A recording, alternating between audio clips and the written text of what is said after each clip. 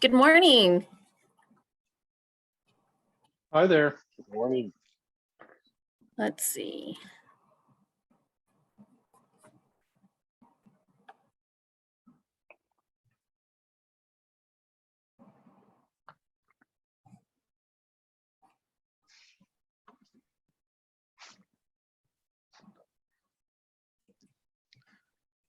I think everybody's still waking up, Chair. Carson, do you want to, I went ahead and put my name in the chat. I assume you wanted that for attendance. Oh, yeah, thanks, Ken. I appreciate that. If those of you that have joined, please put your name and which organization you're with in the chat. That'd be great.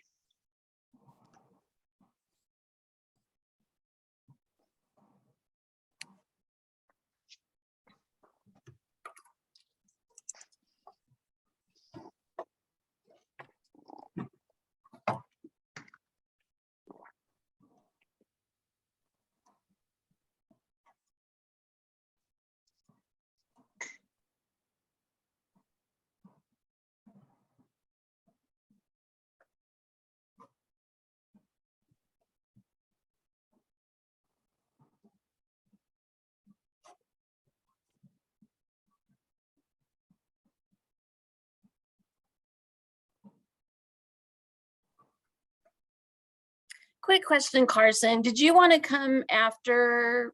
I'm so sorry, I didn't pull up the email and I'm only on one screen this morning. After your smart commute update on in-person?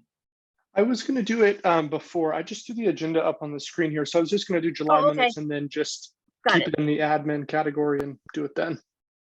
Perfect. Ooh, it's 7:30. Wow. Yeah, people are rolling in, but we're a little Give us- short right now. Yeah. We'll give it a few minutes. So good morning, everyone. If you've signed on, go ahead and put your name and agency in the chat, and then we'll get started here in a few minutes as people come in the waiting room.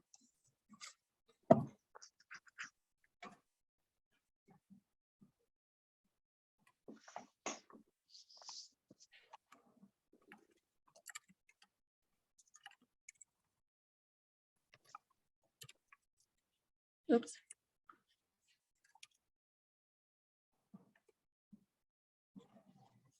So I went to the Rockies game last Sunday and took the rail down from East Lake, and it was packed. Yeah, it was Packed a is fun good. time. Yeah, it was a fun time. Beats the parking for $25. You're exactly right there. Okay, we're up to about 21. I'll give it just about one more minute.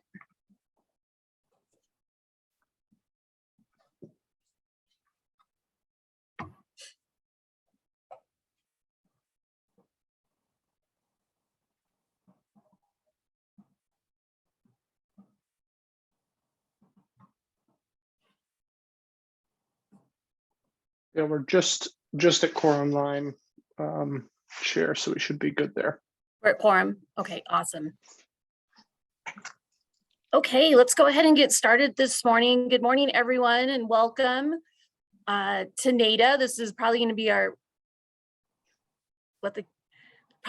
our last online, but we'll see. And I'll get to Carson here in just a moment. So if you can go ahead and put your name and agency in the chat. Normally do welcome and introductions. I think with this large of a group, that would be hard to do kind of around the horn. So I will just welcome everyone. And if you can just put your name and agency in the chat, that would be terrific. So looking this morning, call the meeting to order. And if I can have an approval for the July meeting minutes. This is Nancy McNally approving the move to approve the minutes of the last meeting. Thank you, Mayor. Greg Mills, happy to second it. Thank you, Mayor. So all in favor, say aye. Unmute yourself and say aye or thumbs up. Aye. Aye. Aye. Any opposed? Not hearing any, the motion will carry. So I'm going to kick this one over to, I'm going to go ahead and send this one over to Carson. It's the planned return to in-person meetings. Chair. course. We've had a lot of conversations in the past about how we return to in-person. Obviously, we don't have the same kind of old school NATA space that we used to have, and trying to create this regular setting where we know it's going to happen every fourth Thursday from 7:30 to 9 and recreate this NATA feeling, so to speak. So we've gone ahead and secured, thanks to Chris Chauvin and his team over there at Adams County for working with us to help secure the Adams County Human Services Center. This is where the NATA meeting was last month, kind of in that downstairs area where a lot of the AgCog forum meetings used to happen. I have gone ahead and put the dates on the slide here: September 22nd, October 27th, December 15th. These are all the dates for NATA meetings through the end of the year. We do not have NATA meetings in November because it overlaps with Thanksgiving break. In December, we usually move it forward a week or so because of Christmas time and other holidays. So this is the schedule for the end of the year. And I would say, please watch your inbox for a calendar invite for me. We have not done this in the past, but I'm going to go ahead and send it out for the rest of the year so everybody has it on their calendars and we know that it's happening in person. And then I'll be following up, obviously, with reminders a week or so before each meeting with the materials. That's all, Chair. Okay, thank you so much. Are there any questions on that? So that is our Human Services building. It's a great facility, and go in the front doors and take the stairs down to the, once you go in left and then down the stairs. A and B, they're right next to each other. So same location. And you're right. I see Mayor Mills has his hand up. Go ahead, Mayor. Yeah, thank you. I just want to say I'm more than happy to meet over there. I think it's a great venue, and I hope we have great participation. I think we'll have better collaboration when we get together in person. I agree. Thank you for that, Mayor. Any others? Okay, so next item on our agenda, Carson, you're up again, I think, for Smart Commute Metro North update. Go back to mute. I just wanted to briefly come back to you guys with a little bit of a phase 1 report of our bike gap analysis project. So I briefly mentioned this a couple of meetings ago, but just to remind you, the TMOs in the Denver metro area were given kind of a discretionary grant of $60,000 to go after a few interesting projects by CDOT last year. And we were able to go after a bike gap analysis project as well as do this kind of rebrand and website. So 2 in 1 for us. The bike gap analysis project was really spawned out of this idea that we have a lot of Swiss cheese up here in the north in terms of bike infrastructure, right? A lot of gaps. We wanted to see what those gaps look like and how to identify them, and then be able to advocate for a bike map in the future that kind of calls attention to how to connect interjurisdictionally across the entire NATA region. So we started with the Dr. Cog active transportation plan that I'm sure you're all familiar with, that they passed in 2019. Pretty high level plan, but it really kind of shows all the connectivity that exists today, and then a plan for how that's supposed to look in the future, or how we all agreed upon it at Dr. Cog. Our staff work to identify and isolate trails that have regional connectivity and interconnectivity. So that means trails that traverse multiple jurisdictions and are connected to other regional trails. So those 2 were really important connectivity pieces for us as we look to identify all the regional trails across the region.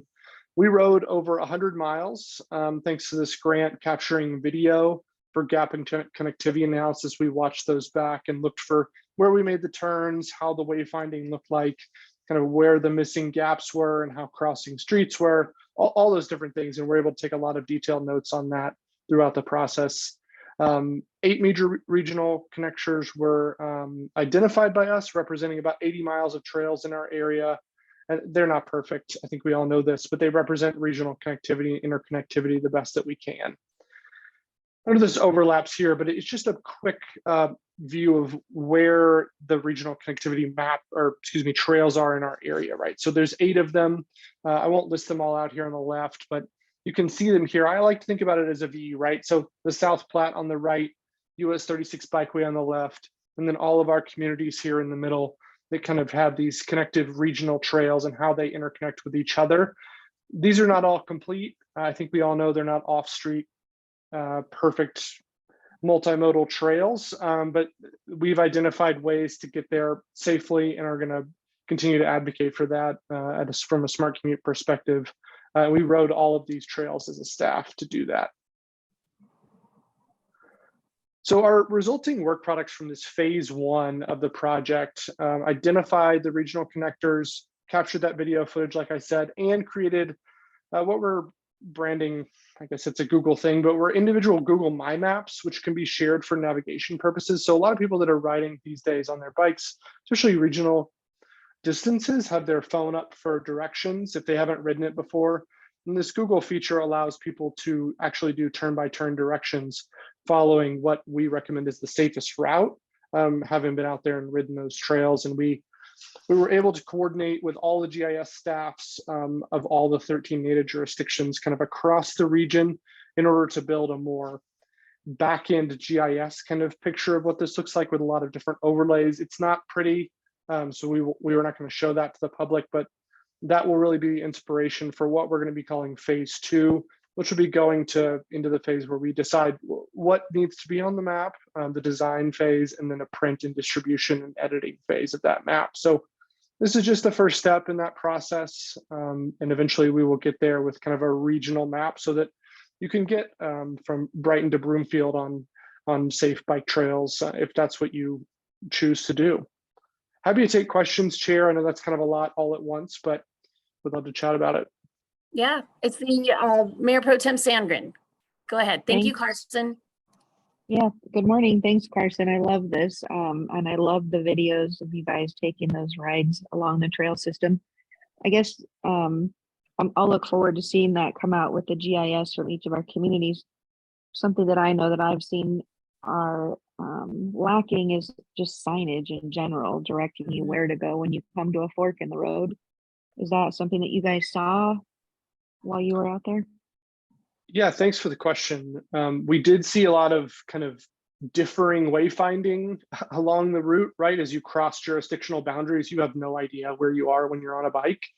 And kind of there's different schools of thought on how that wayfinding works. And then sometimes, quite honestly, a lot of these trails are so new that the wayfinding has not been put in yet. And then a third point I just want to point out is we've thought a little bit about kind of destination-based wayfinding, right? So instead of saying like the Farmers Highline Canal Trail goes this way, we could say there's a destination along the Farmers Highline Trail so people understand that you could be going to that.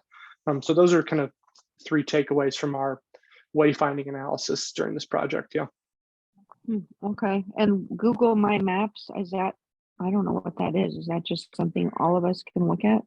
Yeah, it is. It's it functions just like Google Maps on your phone or your computer, and it allows you to have a custom map. So we've built custom maps of each one of these kind of trail systems and how they connect, because there are certain points where you cross the road that are not exactly clear when you're just using Google. So we went in and made a custom map so that you can do turn-by-turn directions to do that kind of safely. And yeah, we're happy to share those. We're kind of cleaning up the back end of that right now, and we'll be sharing those at some point here in the future soon. Okay, thanks so much. Thank you, Jessica. Thank you, Carson. Others with questions? Okay, not seeing any. You want to pull up the agenda, Carson? Thank you. Appreciate it. All right, so we're on to the CDOT Commissioner update, and then I did see Jessica. So Jessica, good morning, and I'll kick it off to you. Good morning, everybody. Great to see you. Karen Stewart is off having some amazing adventures and asked me if I would cover this morning. So we're wishing her some good journeys. Just a couple updates from CDOT. So if you had a chance to watch Transportation Commission last week, we went through and presented our 10-year plan and how we're proposing to move ahead in the next years 1 through 4, which is essentially years 2022 to 2026, and then years 2027 plus. So we presented that information to the Transportation Commission. If you're curious about, which projects, it's similar to what we had in our 4P process that we did. Gosh, it feels like that was a long time ago. But similar projects that we presented to the communities during the 4P process with a few adjustments and modifications to highlight bus and rapid transit. We anticipate that the Transportation Commission will adopt or accept, or maybe have some clarifying questions for the 10-year plan in September. And then that will be our kind of guiding North Star as we move ahead with prioritizing projects in Region 1. One of the other things that we've been focusing about, and I wanted to take just a minute to touch on it, is just our maintenance staffing. There's probably been, a notice of an increase in homeless encampments, unauthorized housing in the CDOT right of way, and then I've seen an uptick, quite a big uptick, in complaints about debris or trash along the roadway. So a couple of things to note there. We rely heavily on CCI, which is the Colorado Correctional Institution, which is the essentially incarcerated folks. And we really rely on them to help us with our roadside cleanup. They were on lockdown for about 3 to 4 months, which left us without their services to support us.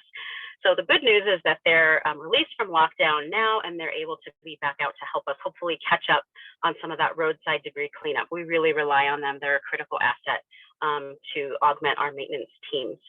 The other thing with the homeless camping cleanups takes, a substantial amount of time from our maintenance teams. We've got some great agreements with some of our partners, including Adams County. And we have recently been able to get through our procurement a contract to have, I think, 3 or 4 outside firms helping us. So now we have 4 more firms that we can tap into, so that they're not CDOT folks, so we can focus our folks a little bit more back on the safety essential repairs like guardrail and things that we really need to be doing in the summer before the snow falls. And we'll have some more support to help with that homeless camp cleanup. So I know that's a hot topic in a lot of our communities, so I just wanted to spend a minute talking about that. Lastly, to highlight the DRCOG sub-regional call for projects, the regional call is the letters of concurrence are due to CDOT by September 2nd. And so we're looking forward. I've heard a bunch of projects from the locals that they're planning to put forward for that call. And we plan to respond, I think, by September 30th. So looking forward to seeing the applications and the letters of concurrence that come forward in the next month. And we'll move through those as quickly as we can. I think lastly, really looking forward to being in person. I've met many of you in person, but many of you I haven't met, and I've only seen you from the shoulders up. So excited to see folks in person, and I just feel like that makes such a better, more meaningful meeting space. So looking forward to that next month. And with that, any questions? Any questions for Jessica? Thank you, Jessica, for being here. Questions? Of course. I am not seeing any. Okay. Okay. Thank you. Appreciate it. So looking forward to Thanks. seeing you next month. Okay, next on our agenda, and I did not see the chair for RTD, but I did see some of the directors come in, and I will start off with Director Troy Whitmore, and then Troy, you can pass it through your team. So you're not on my screen. Let me scroll through. There you are. I am Good here. morning. Good morning. Thank you, Madam Chair. I'm just chuckling at Jessica's comments. After all of our Zoom meetings, we just all kind of assume that everybody's the same height until we get to meet them in person. So it is interesting when we had 2 new RTD board members come in. They were tall gentlemen, and I expect them to be my height. So anyway, I digress. Thank you for the opportunity to visit with you just a little bit this morning. Rumor has it Vince is off on an amazing adventure as well, and probably over the middle of the United States or the Atlantic right now. So I did get a chance to look over his report from last month, and it was a very all-encompassing report, and I appreciate that. Mine will certainly not live up to that level of detail. We do have several of our staff members with us, and I don't know if I have any other board members with me, but we'll zip through that. But obviously, a couple of big news items this week. We have a new chief of police, and we're thrilled with the caliber of person that we hired for that very important role, Dr. Joel Fitzgerald. Many decades of pretty impressive resume stops in law enforcement. Lately, Waterloo, Iowa, as chief of police, but has served in Fort Worth, Allentown, PA, Philadelphia. Has a son that's a Philadelphia police officer, and a lot of very valuable experience in education.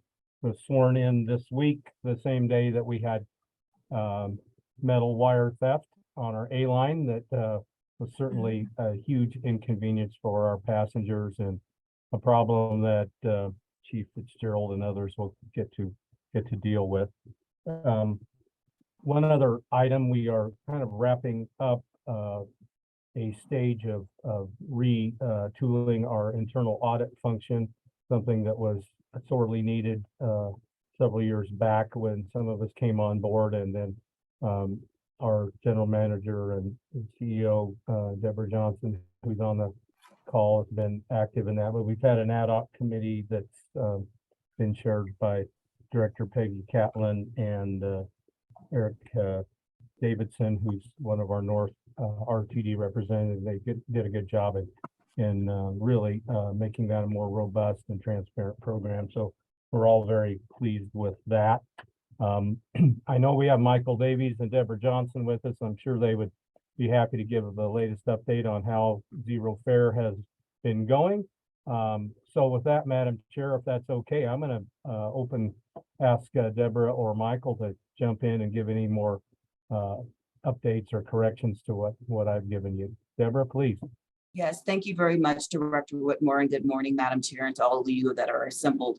A couple items that I wanted to touch upon just to orient you of our progress. Wanted to speak specifically about our system-wide fair and equity study. I know there's been a lot of interest in that as we kicked that off just a little less than a year ago, and wanted to remind you of our study goals, which is about equity, affordability, which is really aligning fares with the service received and the value, and then simplicity.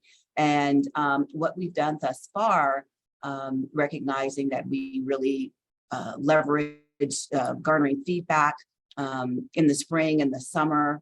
And we have been able, through the myriad of different stakeholder outreach, to really hone in on considerations that we will look in further as relates to fare structures.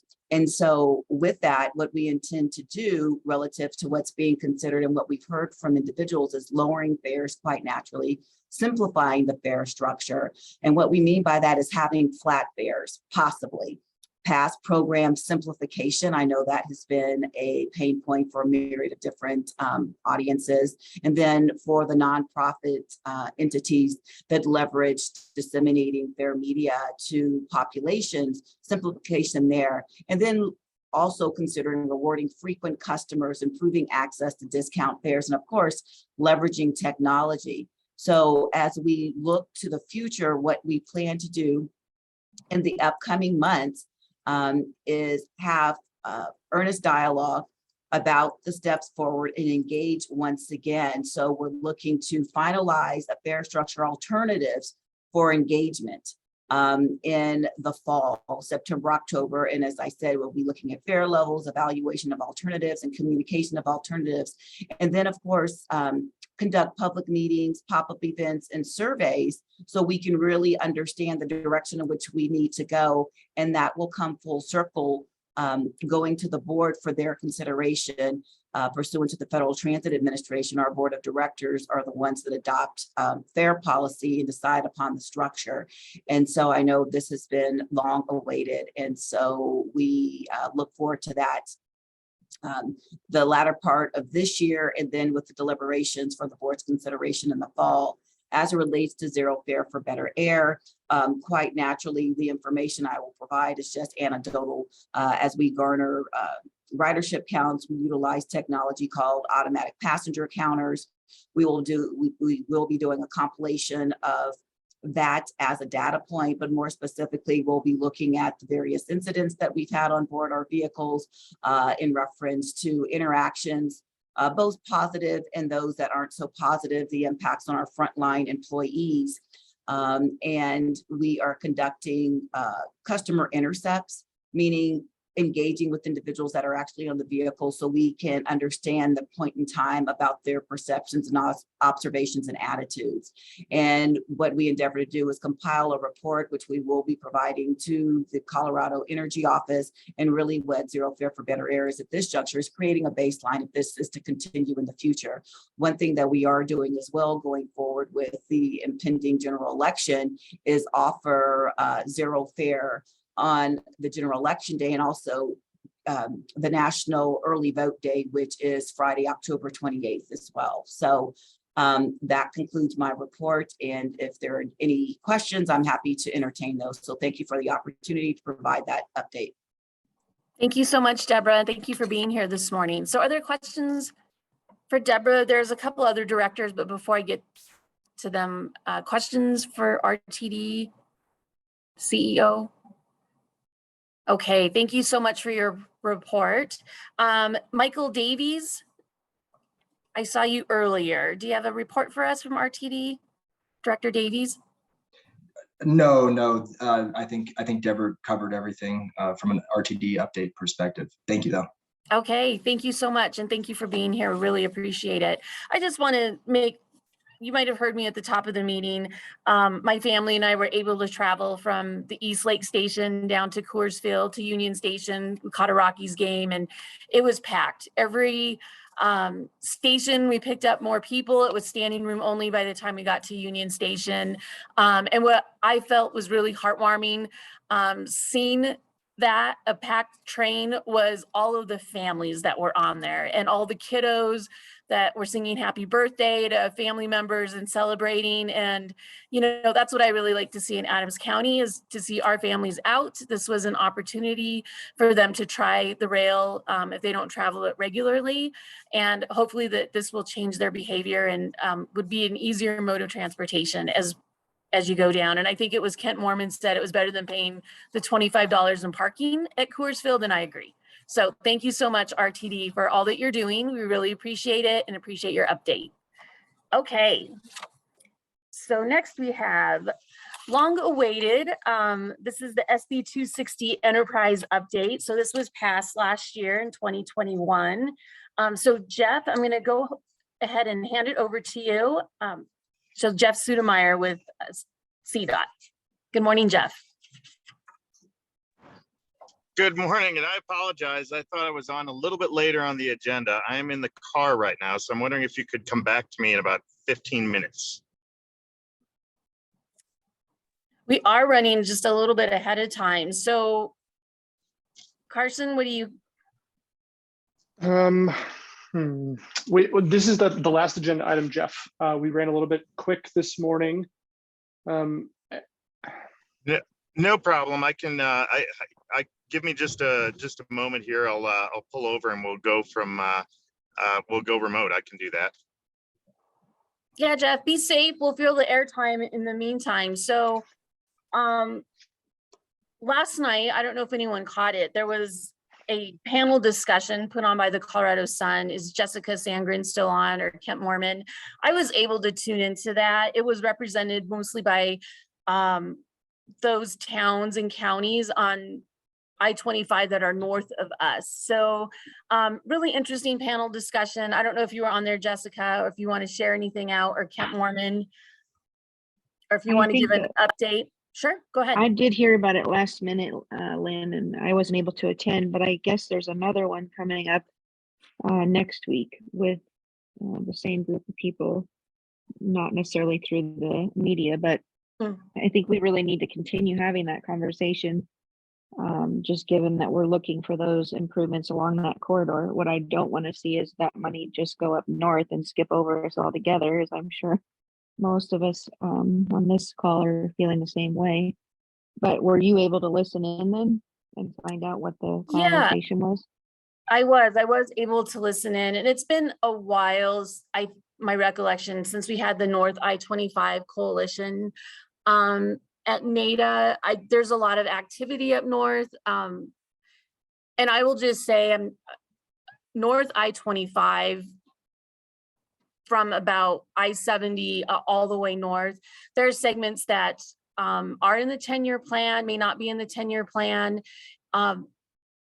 and those are CDOT priorities. And so we have a lot of work to do. I think building a coalition, I think our needs in Adams County, very high level. I think our needs are just a little bit different than Weld County. Weld County doesn't have RTD service. So I think that we just have a few different challenges when it comes to the technical aspect of the corridor, but maybe not necessarily. We still need to move people, and we still need to move freight, and people use I-25 and transit a lot on that corridor, and looking forward to the improvements in future discussion. So I agree with you. I did see the email come through. It looks like it's elected officials from Adams County, cities and county officials, and at least county commissioner from Weld County. So I haven't seen anything since then, but I did see a quick email come through. Do we know if then, are you guys a part of the meeting next week? Is the commissioner or any of the commissioners on that meeting, or is there a future meeting where you guys are all on there together? So Commissioner Odoricio and I and Commissioner Tedesco, we tag team transportation. So I know Steve and I were on that email. I plan to be there. Right now I'm listening. I think that Weld County is vetting a lot of their issues and their persuasion on their portion of the corridor. And I agree with you, Jessica. They're looking for funding as well. And I don't want it to hopscotch our needs here in Adams County. So Adams County meaning everyone along that corridor, Thornton, all the way up to Westminster. So yeah, I plan to be there. Okay, let us know how we can support you. Yeah, are you planning to be on that call? Yeah, I think, is it Monday, I believe? I'll need to look. Yep, there we'll be is- there. Maybe we can talk offline and figure out a way to Yeah. strategize. Sounds good. Thanks. Appreciate it. Okay, Jeff, how are you doing? I am all right. Thank you. Sorry that took me a minute, but No I was worries. speaking of I-25, I was actually on it. So not a very easy spot to pull over. Apologize for that. I thought I was going to be a little bit late, up a little bit later. So I am about 10 minutes outside of the CDOT building, but we can do this on the phone. So thanks for having me. Happy to be here today. The presentation that I'm going to give you today is actually a presentation I provided recently to the Transportation Commission in a retreat session. And Commissioner Stewart actually suggested that it might be a good topic for the NATA meeting. So the presentation is largely sort of an overview slash update of Senate Bill 260. Senate Bill 260 passed, as you all know, a little over a year ago now. And so at least in my experience, we talked about it a lot right when it passed, and now more than a year has gone by, and I've found that some of us are getting a little bit rusty on the details, and there's also been a lot of interest in just kind of status updates. So if you don't mind going on to the next slide. So I'm going to start with a high level overview. Then I'm going to go through quickly a slide on each of the new fee revenue streams. And then I'll wrap up with a couple of slides speaking more specifically to some of the local funding. So again, Senate Bill 260, pretty significant transportation funding package. A number of, in addition to the funding aspect, a number of new programs came out of that bill. The bill put in place 4 new fee revenue streams, and it indexed an existing 5th stream. Total projections of those revenue streams over the course of 10 years are about 3.7 billion. It also provided upfront funding through the American Rescue Plan, the Federal Stimulus Act, to the total of about 343.5 million, and then provides about 1.2 billion in general fund transfers. Some of those were upfront general fund transfers. Some of those are anticipated future general fund transfers that phase in a couple of years down the road from here. As I mentioned, 4 new enterprises. That includes the Clean Transit Enterprise and Non-Attainment Enterprise that are affiliated with CDOT, the Community Access Enterprise in the Colorado Energy Office, and the Clean Fleet Enterprise in CDPHE. It also modified the scope of the existing Bridge and Tunnel Enterprise. And actually, I misstate that. The existing Bridge Enterprise, it modified the scope to include tunnels, so it is now the Bridge and Tunnel Enterprise. We can go on to the next slide.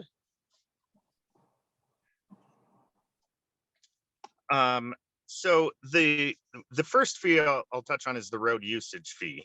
You'll see over to your right, sort of the anticipated revenue stream associated with the road usage fee. The road usage fee is assessed per gallon of gasoline or diesel.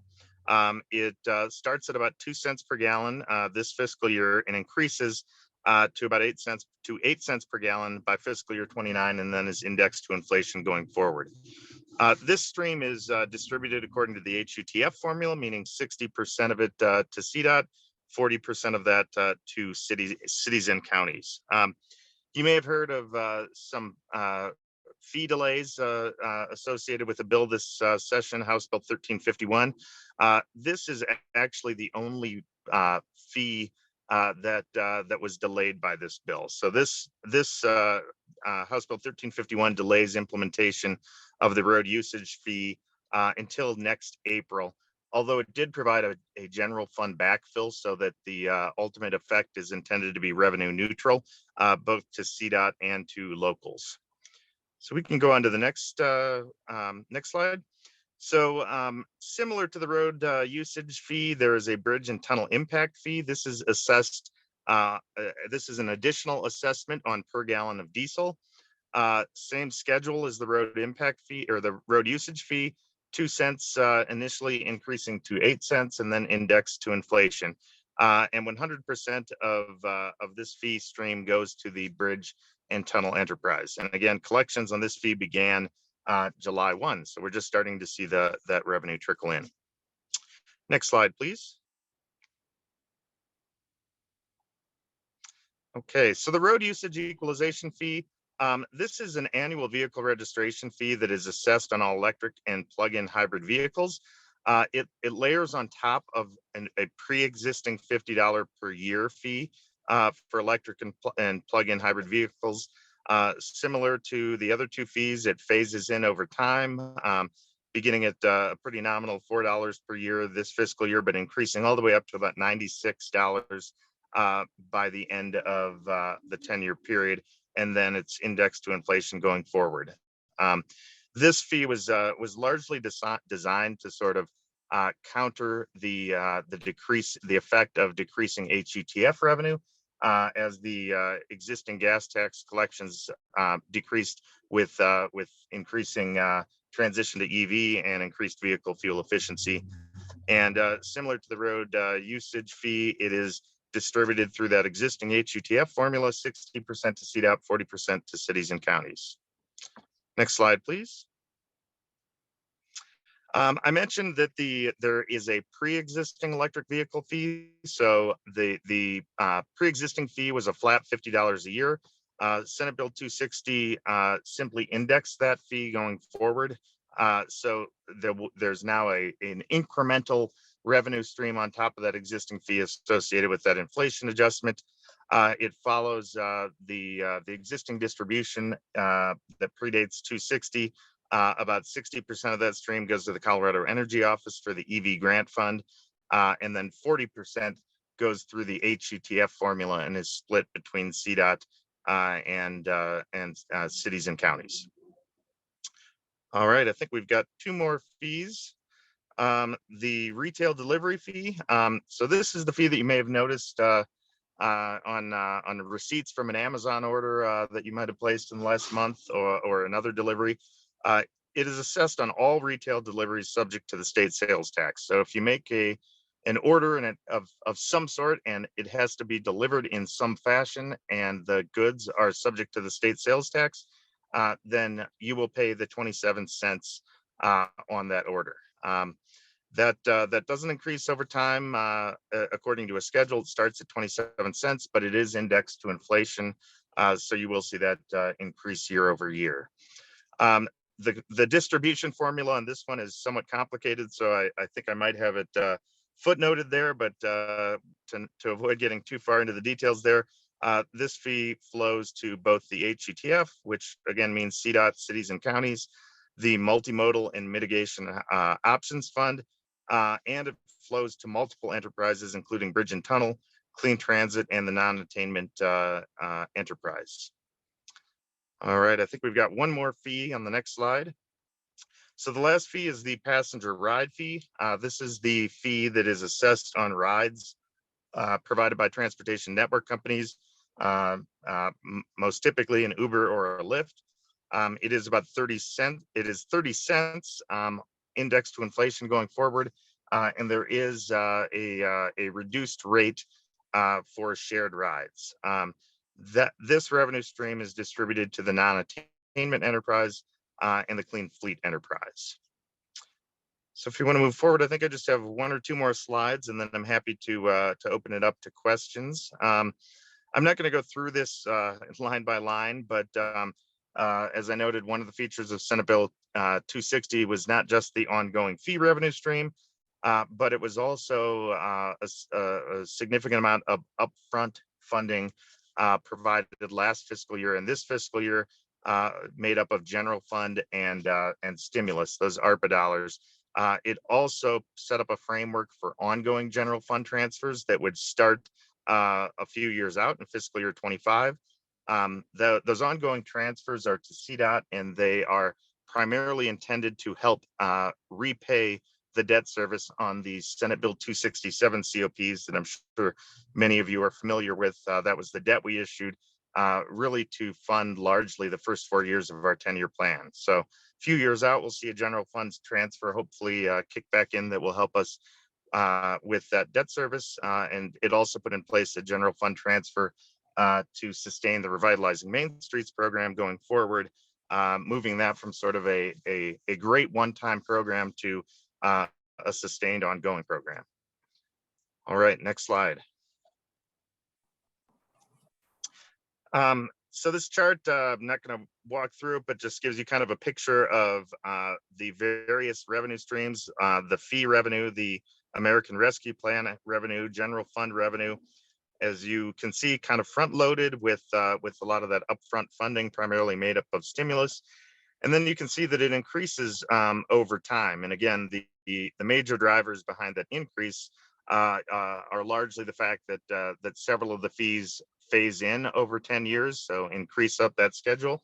And then the other driver is the fact that some of the fees have an annual inflationary adjustment that you see factored in there. So really early years revenues start out a bit smaller, but increase quite substantially over the course of the 10-year period. All right, next slide. Let's see, again, I won't go through this in detail, just another view showing you the breakdown of those various fee streams and recipients that they flow to. Okay, one more. All right, so I think probably the stream that you all are most interested is the HUTF. So as I noted, there is a direct allocation to the Highway User Trust Fund for counties and municipalities. Those funds don't flow through CDOT; they flow through the Treasury directly to you all, and are received alongside the existing HUTF revenue streams for local use. I did want to point out, though, that in addition to the HUTF, the HUTF is the only dedicated source that goes directly to locals, but there are other opportunities for local funding through Senate Bill 260. Probably most notably our Multimodal Mitigation Options Fund, which I'm sure many of you are familiar with. That program, Senate Bill 260, delivers almost 500 million to that program over the course of 10 years. And actually 85% of those funds are ultimately locally directed through the MPOs and TPRs. So I'm sure many of you are already engaged in your MPOs and TPRs, and maybe even be engaged in ongoing selection processes for that MMOF funding currently. But I also put up here a link to the page for that program on the CDAT website. If you're not familiar, you can find information there on what that program looks like and how to access it. The other thing, I mentioned this earlier, but I neglected to put it on the slide. The other opportunity is our Revitalizing Main Streets program. I'm sure many of you are familiar with that. Very successful program. Senate Bill 260 provided a significant upfront infusion into that program. There were a couple of additional supplemental bills over the last year that have actually added a little bit more to that program.